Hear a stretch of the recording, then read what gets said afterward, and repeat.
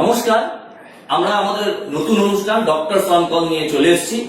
অনুষ্ঠানটি শুরু করবার পূর্বে আপনাদের অনুরোধ করব আমাদের মানবিক মুখ ইউটিউব চ্যানেলটি সাবস্ক্রাইব করে রাখুন, বেল বাটনটি প্রেস করে রাখুন এবং ফেসবুকে আলিপুরদার মানবিক মুখ পেজটি লাইক করে রাখুন, যেন ভবিষ্যতে আরো ভালো অনুষ্ঠান আমরা আপনাদের উপহার দিতে পারি। ইতিমধ্যে আমাদের অনুষ্ঠানে প্রায় 2 লক্ষর বেশি ভিউয়ার্স হয়েছে। তাদের দাবি মতো, তাদের আবদার মতো আমরা আজকে আমাদের মধ্যে পেয়ে গিয়েছি বিশিষ্ট চক্ষু বিশেষজ্ঞ, আই স্পেশালিস্ট ডক্টর দীপাঞ্জল দে। নমস্কার। আমি ডাক্তারবাবুর কাছে প্রথমেই চলে যাব যে একটা এই বাতাবরণে আমরা দেখতে পাচ্ছি যে মানুষের মধ্যে কিছু ভুল ধারণা তৈরি হচ্ছে। এদিকে আমরা ঘরে বসে ফেসবুকে আমরা স্বাস্থ্যকর্মী ডাক্তারদের সেলুট জানাচ্ছি, কিন্তু দেখা যাচ্ছে কোনো ডাক্তার এই যে প্রক্রিয়ার মাধ্যমে স্বাস্থ্য প্রশাসকরা কোয়ারেন্টাইন বা আইসোলেশন বা সোশ্যাল ডিস্টেন্সিং এর কথা বলছে, কিছু মানুষের মধ্যে একটা ভুলভ্রান্তি থেকে যাচ্ছে যে প্রাইমারি বা সেকেন্ডারি কন্ট্যাক্টে আসা এবং অতি সাবধানতার জন্য যেহেতু কিছু মানুষকে কোয়ারেন্টাইনে নিতে হচ্ছে, কিন্তু মানুষের মধ্যে ধারণা কোয়ারেন্টাইন মানেই হচ্ছে কোভিড পজিটিভ বা করোনা মানেই হচ্ছে মানুষকে একটা সোশ্যাল ডিস্টেন্সিং এর বদলে মেন্টাল ডিস্টেন্সিং এর জায়গায় নিয়ে যাচ্ছে। এই বিষয়ে আপনি কি বলবেন? কোয়ারেন্টাইন বা এই আইসোলেশন, এই বিষয়ে আপনি দর্শক বন্ধুদের কি বলবেন? ঠিকই বলেছেন। আমার মনে হয় আমাদের সোসাইটি কনফিউজড হয়ে গেছে 3টা টার্মের মধ্যে, একটা কোয়ারেন্টাইন, একটা আইসোলেশন আর একটা ফিজিক্যাল ডিস্টেন্সিং। কেন কি বাইরের থেকে যখন কেউ আসে, আমরা পাড়াতে যে কেউ আসুক, আমরা বলি যে কোয়ারেন্টাইন হয়ে থাকছে। এখন কোয়ারেন্টাইন মানে এটা না যে করোনা হয়ে গেছে বলে ওকে আমরা আলাদা করে দিচ্ছি। আমাদেরকে বুঝতে হবে 3টার মধ্যে তফাৎটা কি। কোয়ারেন্টাইন মানে হচ্ছে যে একজন সুস্থ ব্যক্তি যার কোনো উপসর্গ নেই, কোনো জ্বর সর্দি কাশি কিছুই নেই, কিন্তু উনি কিছুদিন আগে কোথা থেকে ভ্রমণ করে এসেছেন বা কারোর সাথে দেখা হয়েছিল, ওর ডাউট হচ্ছে যে ওনার হয়তো কোভিড ছিল বা কোনো প্রাইমারি বা সেকেন্ডারি কন্ট্যাক্ট আমরা যাকে বলি তাদের সাথে দেখা হয়েছিল। সেই ক্ষেত্রে নিজেকে সাবধান রাখার জন্য বা সোসাইটিকে সাবধান রাখার জন্য ওনারা বাড়িতে 2 সপ্তাহ নিজেকে আলাদা করে রাখছে। এখন আলাদা করে রাখছে মানে ওনাদের যেটা বলা হয় একটা ভালো ভেন্টিলেটেড রুম থাকলো, একটা অ্যাটাচ বাথরুম থাকলো, সেগুলো হলে খুব ভালো।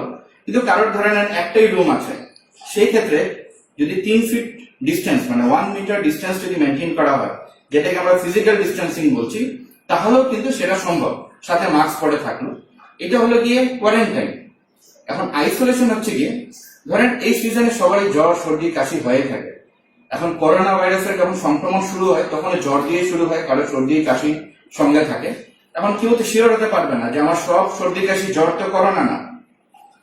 তো আইসোলেশন মানে কোনো ব্যক্তির জ্বর সর্দি কাশি শুরু হয়েছে, ও শিওর না জ্বর করোনা আছে কিনা, ও আবার সেম এই সাবধানে থাকার জন্য ওনারা নিজেকে আইসোলেট করে নিচ্ছে 2 সপ্তাহের জন্য।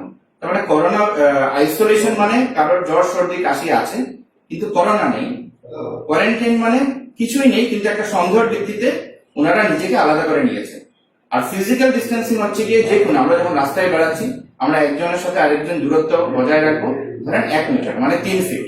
এই 3টা ক্ষেত্রে কিন্তু কারোরই করোনা নেই, কিন্তু এগুলো সব করা হচ্ছে করোনা ভাইরাস স্প্রেডটাকে থামানোর জন্য। কেন কি দেখা গেছে আমি যখন কথা বলছি, আমার যখন শ্বাস নিঃশ্বাস নিচ্ছি বা কথা বলছি, মুখের থেকে যেগুলা জীবাণু বেড়াচ্ছে এগুলা দেখা যায় 3 ফিটের বেশি যেতে পারে না। তার জন্যই বারবার 1 মিটার বা 3 ফিটের বিষয়ে বলা হচ্ছে। এটা আসতে পারে যে নিচে মাটিতে পড়ে যাবে। এক্স্যাক্টলি। আমি একেবারে পরের প্রশ্নে চলে আসবো যে এই যে মানুষের মধ্যে একটা সন্দেহ বা আমার মনে এই জায়গায় মানুষকে সেন্সিটাইজ করার একটা জায়গা রয়েছে এবং মানুষ ব্যাপারটা হচ্ছে আমরা একটা যুদ্ধের সাথে প্রায় গত 3 মাস ধরে, মানে আমি লিটারেলি ইন্ডিয়ার কথা বলি, গত 3 মাস ধরে প্রায় লড়ে যাচ্ছে বিশ্ব, আর একটু আগে থেকে লড়ে তো যাচ্ছে। কিন্তু এই করোনা নিয়ে আমাদের মনে হয় নিজেদের একটু জানার আগ্রহ রয়েছে। শুধুমাত্র আগ্রহের জায়গা থেকে বলছি, আপনার কাছে একটি প্রশ্ন যে এই করোনা কি পৃথিবীতে আগে থেকেই ছিল না এটা নতুন করে কোনো ল্যাবে বা কোনোভাবে নতুন করে সৃষ্টি হয়েছে, এরকম কোনো কি ব্যাপার? এটা নিয়ে যদি আপনার ডাক্তারি দৃষ্টিভঙ্গি থেকে আপনি কি বলবেন? দেখেন, করোনা ভাইরাস হচ্ছে কি একটা বড় ফ্যামিলি অফ ভাইরাস, যেটা হয়তো মানুষ আসার আগে অনেক বছর থেকে করোনা ভাইরাস পৃথিবীতে রয়েছে। কিন্তু যেটা বললাম এটা বড় একটা ফ্যামিলি। তার মধ্যে কিছু কিছু ভাইরাসকে আমরা চিনতে পেরেছি, কিছু কিছু ভাইরাসকে আমরা এখনো চিনি না। মেবি ওরা আরো অনেক বছর অব্দি ওরা পৃথিবীতেই থাকবে। কিন্তু যখন কোনো করোনা ভাইরাসের কোনো ফ্যামিলি মেম্বার মানুষকে অ্যাটাক করে তখন আমরা তাকে ধরতে পারি। এখন যদি আমি এক্সাম্পল দিই, করোনা ভাইরাসের আমাদের ওই জন্য নাম যেগুলো রাখা হয়, যেরকম প্রেজেন্ট যেটা করোনা ভাইরাসের নাম রাখা হচ্ছে, এটার নাম হচ্ছে সার্স কোভিড-2, SARS-CoV-2। সার্স মানে হচ্ছে কি সিভিয়ার অ্যাকিউট রেসপিরেটরি সিনড্রোম, তার মানে সিভিয়ার শ্বাসকষ্ট, আমি যদি একদম সিম্পল ল্যাঙ্গুয়েজে বলি। ঠিক আছে, করোনা ভাইরাস CoV আর 2 কেন কি এটার 1 হয়ে গেছে 2003 তে, তার মানে একই ভাইরাসের আরেকটা ভাই বলতে পারেন। 2003-তে সার্স যে রোগটা হয়েছিল সেখানে শ্বাসকষ্ট হতো, সেটা সার্স করোনা ভাইরাস 1 ছিল। তার মানে করোনা ভাইরাসটা আগের থেকেই ছিল, কিন্তু সার্স করোনা ভাইরাস 1 যখন সার্স রোগটা হয়েছিল সেটা কিন্তু বেশি রিস্ক ছিল, ওটাতে মানুষ বেশি মারা যেত, কিন্তু ওটার একটা প্লাস পয়েন্ট ছিল কি, সেটাতে সংক্রমণ কম হতো। এখন সার্স করোনা ভাইরাস 2, যেটাতে আমরা এখন কোভিড-19 নাম দিয়েছি, রোগটার নাম কোভিড-19, ভাইরাসের নাম হচ্ছে গিয়ে সার্স করোনা ভাইরাস 2। এটাতে সংক্রমণটা স্পিডে হয়, কিন্তু রিস্কটা, ফেটালিটি রেট মানে মারা যাওয়ার রিস্কটা, সেটা কিন্তু সার্স করোনা ভাইরাস 1 থেকে কম। এখন করোনা ভাইরাস যখন প্রথম ধরা পড়েছিল উহান, চায়নাতে, এটা ডিসেম্বর যখন ফার্স্ট ধরা পড়েছিল, তার আগেই কিন্তু একজন আই স্পেশালিস্ট ছিল যিনি ফার্স্ট এটা ডিটেক্ট করেছিল যে করোনা ভাইরাস থেকে উনি ডাউট করছিল সংক্রমণ হয়েছে। ওনার নাম ছিল লিভিন লিয়ান। এখন উনিও মানে করোনা ভাইরাসের সংক্রমণে উনি মারা গেছেন। তারপরে জানুয়ারি 2020 30 জানুয়ারিতে যখন হু রিয়েলাইজ করলো যে না, এই সংক্রমণটা বেড়েই যাচ্ছে, তখন public health of international concern, এটা public emergency of international concern, সেটা ওনারা বলেছিল যে না, বিশ্বে যে কোনো জায়গায় ছড়াতে পারে। আর কোভিড-19 নামটা তখন ফেব্রুয়ারিতে ওরা দিল। কিন্তু বেসিক্যালি দেখতে গেলে এটা করোনা ভাইরাসের একটা ভাই বলতে পারে, যেটা অলরেডি এখন মানুষকে এফেক্ট করছে বলে আমরা এটা চিনতে পারছি। আপনার একেবারে আমরা বিষয়ের ভিতরে প্রবেশ করবার পূর্বে একটি ছোট্ট প্রশ্ন আপনার কাছে রাখতে চাই, যে আমাদের কম অল্প বিস্তর যেমন আমরা শুনেছিলাম যে ইউরোপের একটা চিড়িয়াখানাতে একটি বাঘের সংক্রমণ হয়েছে, সেক্ষেত্রে আমাদের প্রায় অল্প বিস্তর প্রায় একটা 10 to 20% মানুষের বাড়িতে পেট রয়েছে, কারো বিড়াল রয়েছে, কারো কুকুর রয়েছে, বা বিভিন্ন রকম মানুষ পাখি রয়েছে। তো সেই জায়গা থেকে দাঁড়িয়ে পেটদের মাধ্যমে বা পেটদের কতটা সুরক্ষিত রাখা দরকার, বা পেটদের মাধ্যমে কি ভাইরাস ছড়াতে পারে, এই বিষয়ে আপনি কি দৃষ্টিপাত করবেন? দেখেন, ওয়ার্ল্ড হেলথ অর্গানাইজেশনের রিপোর্ট অনুযায়ী যদি যান, তাহলে পেটদের থেকে মানে কারো বাড়িতে যদি কুকুর বিড়াল থাকে, তার থেকে ভাইরাস ছড়ানোর চান্স কিন্তু খুবই কম। কিন্তু হুর নিজের গাইডলাইন নিজে কিছুদিন পর পর চেঞ্জ হচ্ছে। এখন অব্দি হংকং এ শুধু একটা কুকুর ধরা পড়েছিল যার মধ্যে করোনা ভাইরাস পাওয়া গেছে, কিন্তু সেই কুকুর থেকে কোনো মানুষের মধ্যে ছড়ায়নি। মানে এখন অব্দি রিপোর্টেড কেস কুকুরের মধ্যে একটাই আছে হংকং এ, কিন্তু কুকুরটার করোনা ভাইরাস পজিটিভ, কিন্তু ওই কুকুর থেকে কারো সংক্রমণ হয়নি। তার মানে মানুষের মধ্যে অ্যানিমেল থেকে কারোর বাড়িতে যদি কুকুর বিড়াল থাকে তার থেকে যে সংক্রমণ হচ্ছে, সেটার কিন্তু এখন অব্দি কোনো প্রমাণ নেই। এটার মধ্যে একটা ইন্টারেস্টিং গল্প বলি, যেটা সার্স করোনা ভাইরাস 1 ছিল, মানে 2003 যেটা সার্স হয়েছিল, তখন কিন্তু করোনা ভাইরাস কিন্তু আমরা আলিপুরদুয়ারে সিভেট ক্যাট মানে ভাম যে পাওয়া যায়, ভামের মধ্যেও কিন্তু করোনা ভাইরাস 1 পাওয়া গেছিল। তো ওই জন্য অনেক সময় অ্যানিমেলস এ পাওয়া যায়, কিন্তু বর্তমান যেটা করোনা ভাইরাস 2, সেটা অ্যানিমেলস থেকে মানে জন্তুর থেকে মানুষের মধ্যে সংক্রমণের কিন্তু কিছু এর মধ্যে দেখা যায়নি। আমি একেবারে এবার বিষয়ে চলে যাব। করোনা দেখুন, একটা আমরা তো জানি, আমরা বিভিন্ন আমরা যে রিপোর্ট গুলো পাচ্ছি এবং যেটা সত্যি জানতে পারি, সেটা হচ্ছে এই করোনা ভাইরাস আমাদের অ্যাটাক করতে পারে আমাদের হাতে হাতে এসে আমাদের চোখ, নাক এবং মুখ, এই তিন দিয়েই প্রবেশ করতে পারে। তো এই ক্ষেত্রে চোখের নিয়ে আপনি কি বলবেন, মানে চোখকে কিভাবে আমরা এর থেকে দূরে রাখতে পারি, অ্যালুফ রাখতে পারি, এই নিয়ে আপনি মানে চোখের মাধ্যমে যেহেতু করোনা ভাইরাসের একটা গেটওয়ে বলা যেতে পারে, সেক্ষেত্রে কি কি মেজার্স মানুষের বা প্রিকশনস মানুষের নেওয়া উচিত? দেখেন, এখন অব্দি স্প্রেড অনেকটা এই জায়গায় ডাউট করেছে যে স্টুলের মাধ্যমে স্প্রেড হয় কিনা, একটা এক্সাম্পল। কিন্তু এখন অব্দি অ্যাকর্ডিং টু ওয়ার্ল্ড হেলথ অর্গানাইজেশনের মতে স্প্রেড খালি হয় যখন আমরা কেউ কথা বলছি বা শ্বাস নিঃশ্বাস নিচ্ছি বা কাশছি, তখন ভাইরাসের কণাগুলো আমার মুখের মাধ্যমে এটা যখন স্প্রেড করে, তখন আরেকজনের যদি চোখে পড়ে বা যদি নাকে ঢুকে, যখন শ্বাস নেয় কেউ, তখন এই সর্দি, কাশি, জ্বর সেগুলো হতে পারে।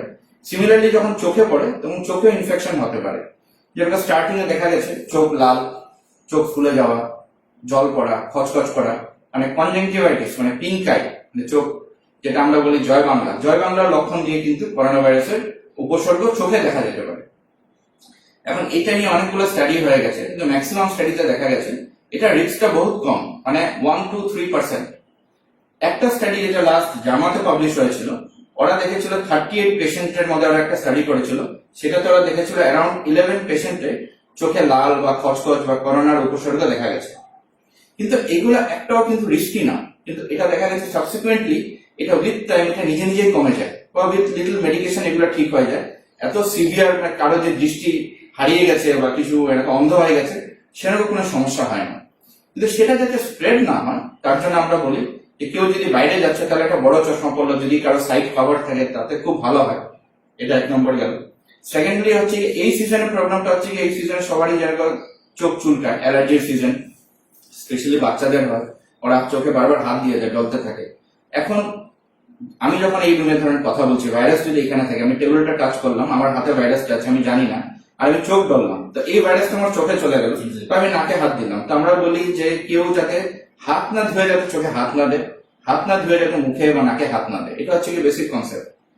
এখন এটা যে কোনো জিনিসের জন্যই হতে পারে, নট অনলি করোনা ভাইরাস। আমাদের আরেকটা যেন চোখ ওঠা জয় বাংলা যাকে বলে অ্যাডেনো ভাইরাস দিয়ে হয়, সেখানে কিন্তু একই নিয়ম, আমরা বলি হাত না ধুয়ে চোখে হাত দিবেন না। কিন্তু একটা স্টাডি বলছে যে একটা মানুষ সারাদিনে প্রায় 1000 বারের মতো মানুষের একটা স্পন্টেনিয়াস একটা রিফ্লেকশন, যে মানুষ কিন্তু সারা দিনে মানুষ 1000 বার চোখ মুখ নাকে বা মুখে হাত দিয়ে ফেলি। তো এইখান থেকে একটা অভ্যাস যেটা মানুষের অনেক দিন ধরে চলছে, সেটার থেকে মানুষ কিভাবে নিজেকে এই জায়গায় কি মানুষকে কিভাবে সচেতন রাখতে হবে? ফার্স্ট একটু কনসিয়াস হতে হবে, কিছু কিছু বার তো ভুল হবে, তো যাতে ভুলটা রিপিট না হয় সেটা মাথায় রাখতে হবে। আর তার জন্য সবাই বলছে একটা চশমার মাস্ক দিয়ে রাখতে, কিন্তু আপনি যখনই কিছু করতে যাবেন একটা যখন ব্যারিয়ার থাকবে আপনার তখন মাথায় স্ট্রাইক করবে যে এখানে মানে আমাকে তো বলেছিল, তো জাস্ট হ্যান্ড স্যানিটাইজার হোক বা হ্যান্ড স্যানিটাইজার প্রয়োজন নেই, সিম্পল সাবান জল দিয়ে 20 সেকেন্ড হাত ধুয়ে নিলেই যথেষ্ট। কিন্তু গাইডলাইন খুবই সিম্পল, যে করোনা ভাইরাসের কোনো ট্রিটমেন্ট নেই, হাইড্রোক্সিক্লোরোকুইন বা এগুলো খেয়ে কোনো রিস্ক নেওয়ার কোনো দরকার নেই, কেন এগুলো প্রুভেন ড্রাগ না। আপনার বেস্ট হচ্ছে গিয়ে সেলফ কেয়ার, মানে মাস্ক পরা থাকুন। সেকেন্ডলি সোশ্যাল ডিস্টেন্সিং, মানে অ্যাটলিস্ট 1 ফিট ডিস্টেন্স মেনটেন করুন। আর হাত না ধুয়ে চোখে নাক মুখে হাত দিবেন না। এখন আমি রুমে ঢুকছি, আমার ডোরেও লেগে থাকতে পারে, কিন্তু ডোরের নকটা খুলে ঢুকলাম, এখন কত পরিষ্কার রাখবেন এটাও একটা ডিফিকাল্ট পার্ট হয়ে যায়। তো বেস্ট হয়ে যায় নিজেকে সতর্ক রাখা, যাতে ইনফেকশনটা আমাদের নিজেই যাতে আমরা ডেকে নিয়ে আসি, সব ডেকে না নিয়ে আসি আর কি। আপনাকে আমরা পেয়ে গেছি, আপনার একটা প্রচুর ফ্যান ফলোইং রয়েছে কুচবিহার এবং আলিপুরদুয়ার জেলায়, আপনার প্রচুর পেশেন্ট। আমি করোনার বাইরে অফ করোনা ওভারঅল ইউজুয়াল টাইমে একটা মানুষ নিজের চোখকে কিভাবে ভালো রাখবে, তো প্রথমে একেবারে প্রাসঙ্গিক ভাবে আপনাকে বলছি, একটা বাচ্চা জন্ম থেকে একটা বাচ্চার তার চোখের দৃষ্টি এবং চোখ যেন ঠিক থাকে। প্রথমে আমি বলছি যে একটা নবজাতক শিশু পৃথিবীতে এলো, তার প্যারেন্টসরা তার চোখ ভালো রাখার জন্য প্রথমেই কি করবে? দেখেন, তাহলে আমরা নবজাতক যখন কথাটা আসলে আমরা প্রিমেচিউর বাচ্চা দিয়ে স্টার্ট করি। ঠিক ঠিক ঠিক আছে, যাদের মানে যে বাচ্চার সময়ের আগে জন্ম নিয়ে নিয়েছে। এখন এখানে ইম্পর্টেন্ট পার্ট হচ্ছে কি, আমাদের চোখ যে ডেভেলপ হয় ম্যাচুরিটিতে গিয়ে ফুল ডেভেলপ হয়। তো একটা বাচ্চা যখন প্রিমেচিউর থাকে তাদের একটা ডাউট থাকে যে চোখের রেটিনাটা হয়তো ফুললি ডেভেলপ হয়নি, যেটাকে রেটিনোপ্যাথি অফ প্রিমেচুরিটি বলা হয়। এখন এই রেটিনোপ্যাথি অফ প্রিমেচুরিটির যদি আর্লি ডায়াগনোসিস হয়, মানে আর্লি যদি ধরা পড়ে, তাহলে রেটিনাটাকে কিন্তু ভালো রাখার জন্য চেষ্টা করা যেতে পারে।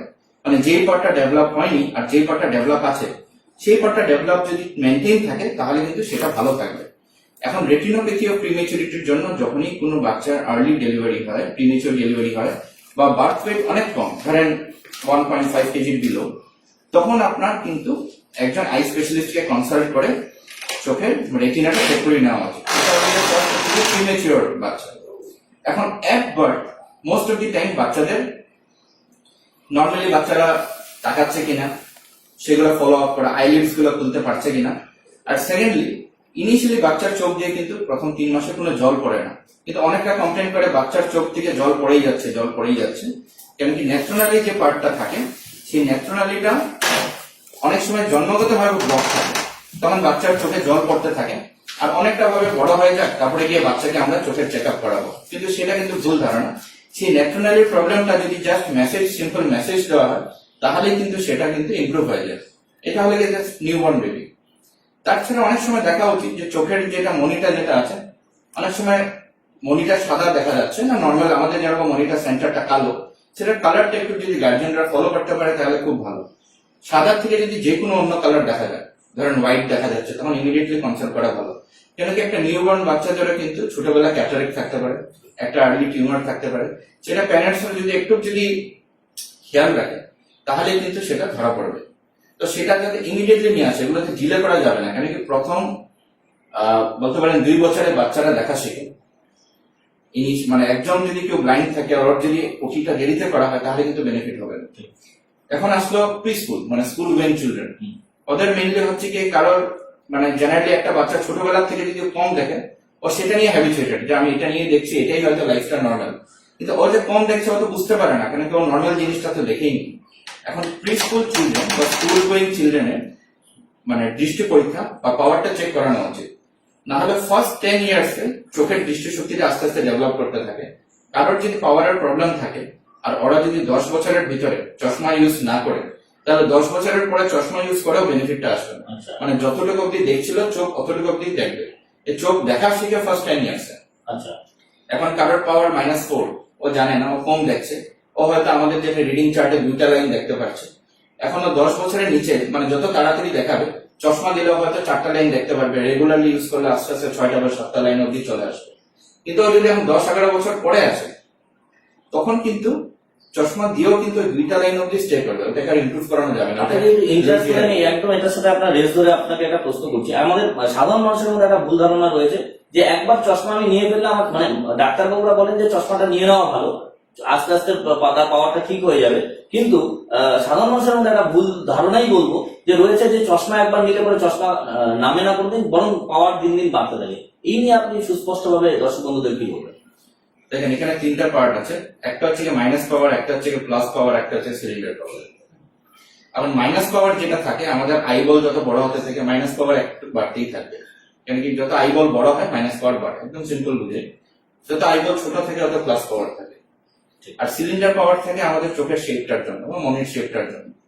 এখন মাইনাস পাওয়ার যেটা থাকবে উইথ এজ কিন্তু একটু বাড়বে, এটা 18 to 21 ইয়ার্স অব্দি এটা গিয়ে স্টেবল হয়ে যায়।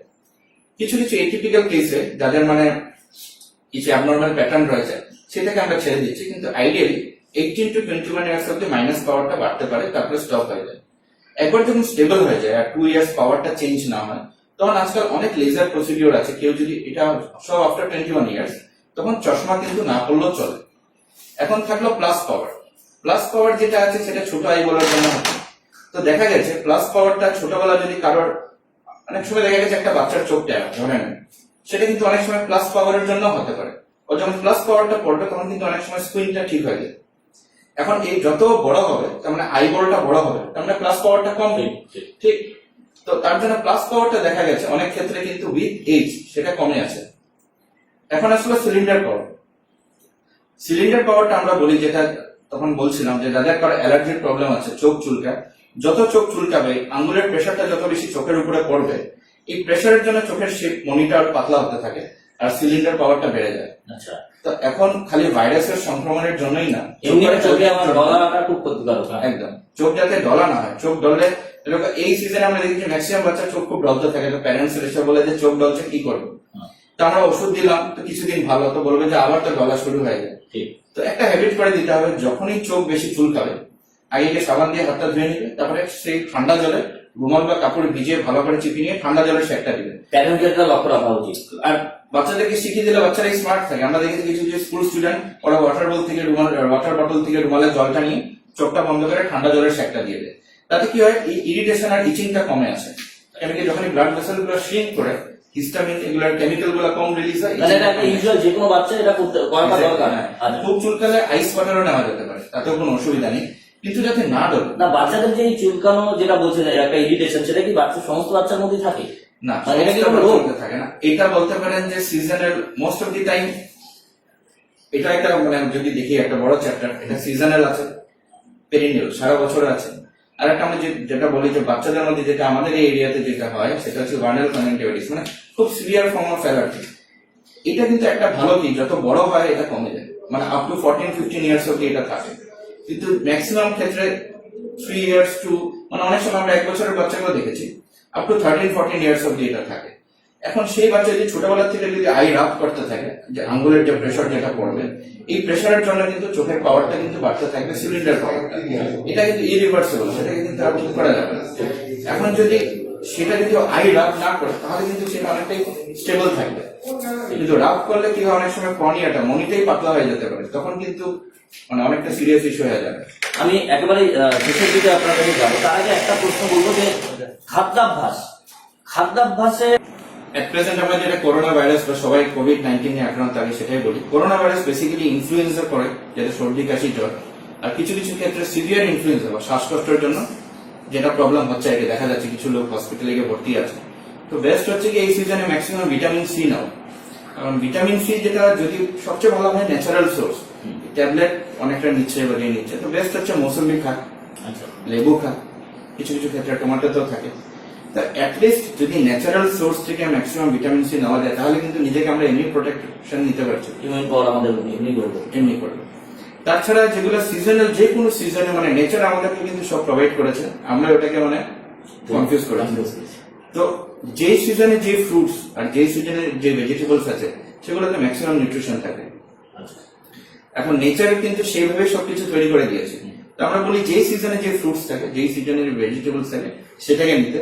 বেশি কুক ফর্মে নিলে কিন্তু লাভ হয় না। মানে আমি বেসিক্যালি বলি কিচেন একটা জিনিস যেখানে আমরা ভালো জিনিস কিনে খারাপ করে নিয়ে আসি। তো বেসিক্যালি আমাদের যদি স্যালাড ফর্মে নেওয়া যায় বা ফ্রুটস যদি মানে স্যালাডের কথা বললেন, আমি একদম ইন্টারাপ্ট করবো। এই যে স্যালাড এত ফার্টিলাইজার ব্যবহার হয়, সেক্ষেত্রে স্যালাড খাওয়াটা কি এখন আপনি সাজেস্ট করবেন দর্শক বন্ধুদের? কুক ফুড থেকে তো স্যালাডই বেটার। না মানে একেবারে আমি ডিরেক্ট ইন্টাক্ট করছি আমি। আগে জেনারেলি যারা ডিরেক্ট ইনটেক করলে স্টিল যেটা মানে হু গাইডলাইন মতো যদি যাও যে বাইরের থেকে সবজি এনে কি করবো, তো আমরা কনফিউজ ছিলাম। যে আমরা দেখেছি অনেক জায়গায় বলা হচ্ছে সাবান দিয়ে ওয়াশ করা হয় অনেক কিছু, কিন্তু হু কিন্তু নিজের ওয়েবসাইটে বলা আছে জাস্ট ওয়াশ উইথ ওয়াটার, যেন তুমি ধুচ্ছিলে বা একটু চুবিয়ে রাখবে, জাস্ট ওয়াশ করে তারপরে ইউ ক্যান টেক, মানে তুমি যে ওটাকে তুমি যেন পিল অফ করে যেন ছুলে নিয়ে তারপরে খেতে পারছো। তো সেরকম আমি মনে করি যে ভালো করে যদি ওয়াশ করা থাকে তাহলে এত চিন্তার কোনো কারণ নেই। আপনার একেবারে শেষ প্রশ্ন, একবার দর্শক বন্ধুদের প্রচুর মানুষের ফোন পাচ্ছি আমরা, যে এই মুহূর্তে ধরুন কারো আপনারা সাজেস্ট করেছেন, আপনারা একজন আই স্পেশালিস্ট হিসেবে আপনি সাজেস্ট করেছেন কাউকে ছানি অপারেশন করতে হবে, কিন্তু এখন বিভিন্ন জায়গায় যেহেতু ইমার্জেন্সি অপারেশন বাদ দিলে সমস্ত অপারেশন থিয়েটার গুলোতে হু বা আইসিএমআর এর গাইডলাইন অনুযায়ী সমস্ত জায়গায় বন্ধ রয়েছে, কিন্তু মানুষ একটা আতঙ্কের মধ্যে রয়েছে, আমার চোখটা বোধহয় নষ্ট হয়ে যায়, আমি সময় মতো ছানি অপারেশন করতে পারলাম না।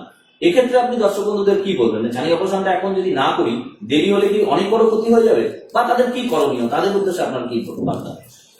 ছানি অপারেশন বেসিক্যালি একটা ইলেকটিভ প্রসিডিওর, মানে আমরা প্ল্যান করে করতে পারি ছানি অপারেশনটা। কিন্তু কিছু কিছু ক্ষেত্রে দেখা যায় ছানিটা যদি বেশি ম্যাচিওর হয়ে যায় বা বেশি পেকে যায় তখন সবার মনে একটা প্যানিক থাকে যে ছানিটা ফেটে যাবে না, তো সেই ক্ষেত্রে যদি ফেটে যায় তাহলে কি অসুবিধা হতে পারে। তো মেইনলি ছানি যাদের আর্লি বা মিডল স্টেজে আছে বা একটু অ্যাডভান্স আছে কিন্তু খুব বেশি ম্যাচিওর হয়নি, ওরা ওয়েট করতে পারে, সেটা আপনি আপনার যে ডাক্তারকে দেখাচ্ছেন ওনার পরামর্শ নিয়ে নিতে হবে। যদি ছানি ম্যাচিওর হয়ে যায় তখনও ওয়েট করা যেতে পারে, সেটা যে আপনার যে ডাক্তার আছে ওনাকে একটু কনসাল্ট করে নেবেন যে কতদিন ওয়েট করা যেতে পারে। কিন্তু যদি দেখা যায় যে ছানিটা ফাটামাটার মতন যদি ছানি ফেটে যায়, অ্যাকচুয়ালি কি হয়, ছানি ফাটলে আমরা যেটা কমন ল্যাঙ্গুয়েজে যেটা ইউজ করে সেই ক্ষেত্রে চোখের প্রেশারটা বেড়ে যায়, চোখে ব্যথা শুরু হয়, চোখ লাল হয়ে যায়। তো যদি কারোর ছানি আছে, চোখ ব্যথা হচ্ছে, চোখ লাল হচ্ছে বা এগুলো কিছু নাই থাকুক, এমনিও যদি চোখের ব্যথা হয়, লাল হয়, চোখে আঘাত পায়, সেই ক্ষেত্রেও কিন্তু ইমিডিয়েটলি কিন্তু কনসাল্ট করা উচিত। আমরা বলছি রুটিন চেক আপ ডিলে করা যায়, কিন্তু কোনো অসুবিধাতে কিন্তু কোনো ডিলে করা উচিত না, সেই ক্ষেত্রে দেখে নেওয়া উচিত। যদি বেশি ম্যাচিওর হয়ে যায় সেই ক্ষেত্রে ডক্টরের ডিসিশন নিয়ে ওয়েট করা যেতে পারে। কেন কি ছানি অপারেশনটার মধ্যে যদি চোখের প্রেশারটা নর্মাল থাকে, যদি দেখা যায় যে চোখের ছানিটার জন্য ওয়েট করা যেতে পারে, সেটা 1-1.5 মাস 2 মাস ওয়েট করলেও কোনো ক্ষতি হবে না। ধন্যবাদ।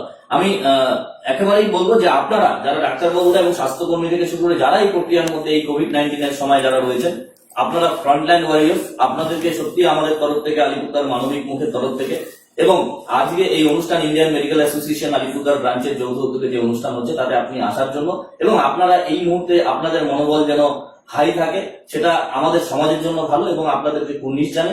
এবং দর্শক বন্ধুদের বলবো অনুষ্ঠানটি শেয়ার করুন, কারণ আজকের এই অনুষ্ঠানে খুব মনোগ্রাহী ভাবে কোভিড-19 বাদ দিয়েও সাধারণভাবে একটা বাচ্চা থেকে শুরু করে বড় মানুষ তার চোখ কিভাবে ভালো রাখবে এবং চোখ কিভাবে ভালো রাখা যায় সেটি আজকের এই অনুষ্ঠানে আলোচিত হয়েছে। এবং আপনারা এই অনুষ্ঠানটি শেয়ার করার মাধ্যমে নিজের সামাজিক দায়িত্ব পালন করবেন এই আশা রাখবো, এবং আজকের এই অনুষ্ঠান যেন প্রত্যেকটি মানুষের কাজে লাগে, জেলাবাসীর কাজে লাগে এই আশা নিয়ে সকলকে আবার অনেক অনেক ধন্যবাদ জানিয়ে আজকের অনুষ্ঠান এখানে শেষ।